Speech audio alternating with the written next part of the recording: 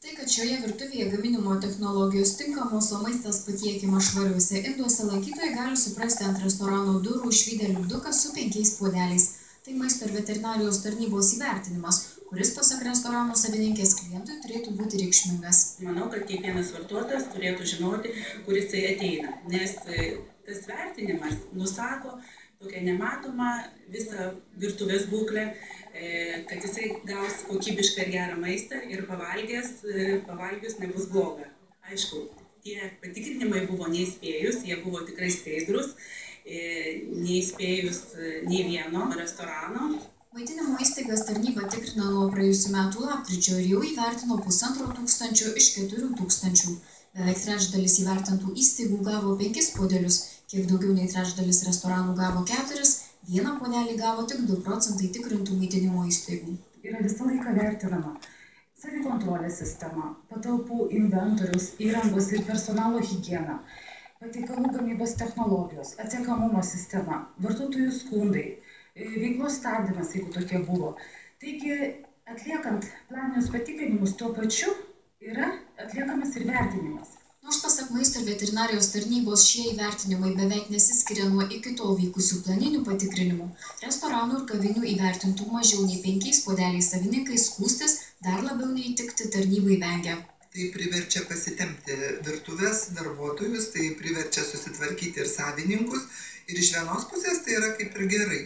Iš kitos pusės, sakyčiau, yra tokių niuansų, kaip tarkim, kad ir nedideli pažeidimai, ten kokia nuskilusi plytelė ant sienos ar dar kažkas gali labai sumažinti tą puodelių skaičių, bet jį pakeisti gali tik po pusės metų. Tai va šitas punktas mums kardinaliai nepatinka. Iki šiol dėl netinkamo įvertinimo maisto ir veterinarijos tarnyba gavo 2 skundus, po vieną Vilniuje ir Klaipėdoje.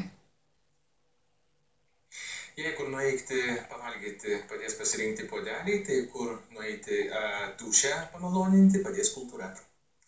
Keistuolių teatras Vilniuje. Jauni aktoriai pristato premjerą. Joje improvizuojama Giovanio Boccaccio Decamerono tema.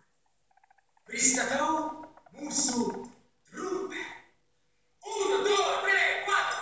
4 Decamerono novelių pagrindų jauni aktoriai buvo pastatę spektaklį dar studijuodami muzikos ir teatro akademijoje.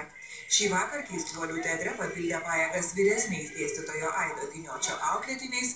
Aktoriai pristato spektaklį Atleisk jiems, jie nežino, ką daro. Mes jauni ir mes kartais tikrai nežinom, ką darom, bet tai ne visą laiką yra svarbu. Bet mes iš karto atsiprašom, mes tikrai kartais nežinom, ką darom. Ir dar turbūt ilgai nežinosim. Bet tai ir yra tas, su kuo mes dabar norim gyventi, su to jaunystė, su to nežinojimu, su to klydimu ir su to ieškojimu. Jauni aktoriai kviečia džiaugtis amūro glamonėmis. Meilė žmogui ir pasauliui spektaklyje pateikiama su lengva pašaipa. Pasak režisierės ir tekstus ir improvizacijas kūrė kartu su aktoriais. Kelis groteskiškus personažus įkūnijanti aktorė Benita Vasauskaitė sako, kad šį kartą labai laukė premjeros. Komedija, ji gyvena iš žiūrovo reakcijos. Ji tiesiog to reikalauja ir tu po kurio laiko pradedi galvoti, gal čia yra taip kvaila, ką mes darome, gal čia yra taip nejuokinga ir tu niekaip negali pasitikrinti, tu gali tik tai laukti premjeros dienos, to susitikimo su žiūrovu.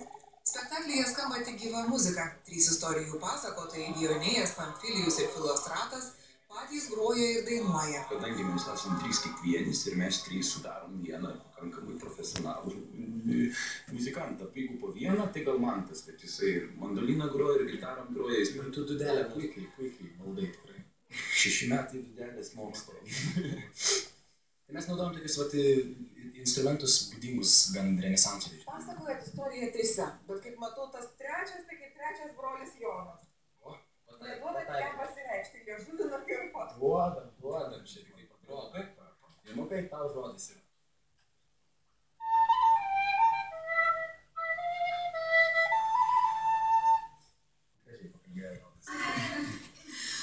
Į šį spektaklį Keistuolių teatre žiūrovai leidžiami nuo 14 metų. Tačiau jo statytojai tikina, kad dar Giovanis Boccaccio'as apie savo noveles rašė, jog tyros sielos ir ne itin padorūs žodžiai nesuterš.